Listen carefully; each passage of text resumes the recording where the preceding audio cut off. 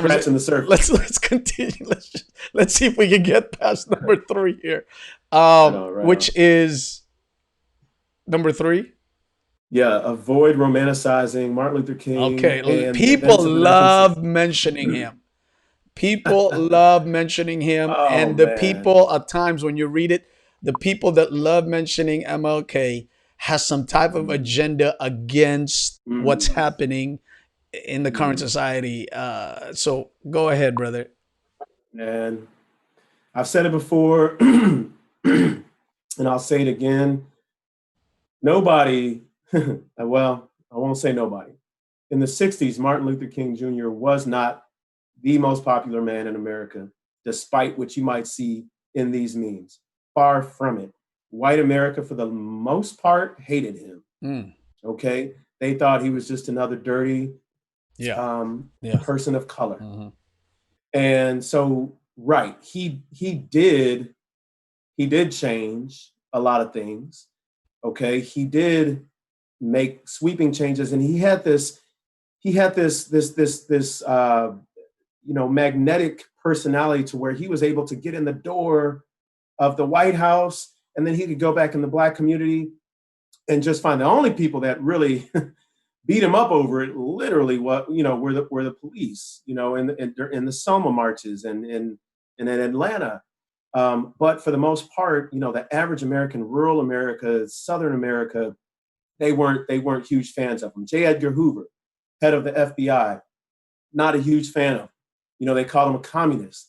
They called him a, a womanizer. They wiretapped his phones. Yeah.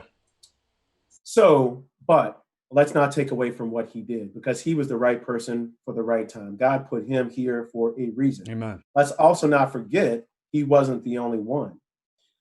There were many others. Malcolm X, Fred Hampton, James Baldwin, you name it, Medgar Evers, Rosa Parks, you name it.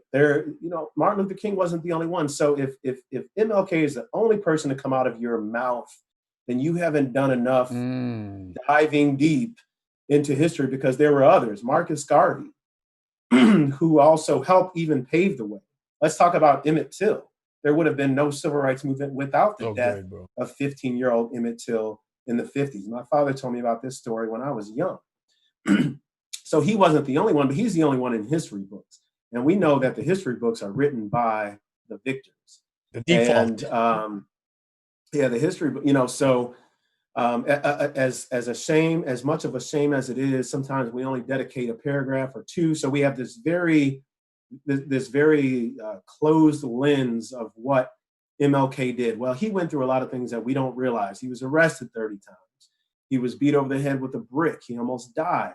He sat in a Birmingham jail and wrote this wonderful letter from a Birmingham jail about what we need to do next.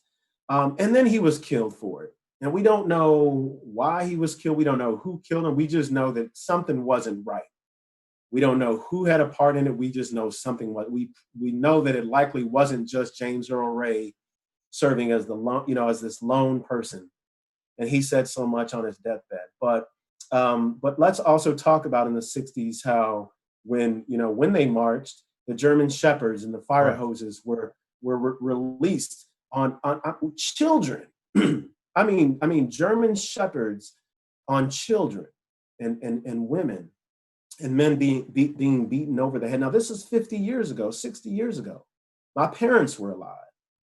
Okay, your grandparents were alive during this time. So this is not that far No, removed. I know. We're not talking about the Civil War. Yeah. We're talking about the Civil Rights Movement, which was 60 years ago. And so my mom can tell you stories to this day about seeing those things on TV. She can tell you about when she was in college and the police, at a historically Black university, where the police came on their campus and two Black men ended up being killed Wow. over a protest. Wow. So when we talk about protests, let's not make MLK the penultimate and the only person and the be all end all of the civil rights movement, because there were many more. And most of those people, by the way, who I mentioned, Medgar Evers, and they all were assassinated too. Let's throw Robert F. Kennedy and JFK in there as well.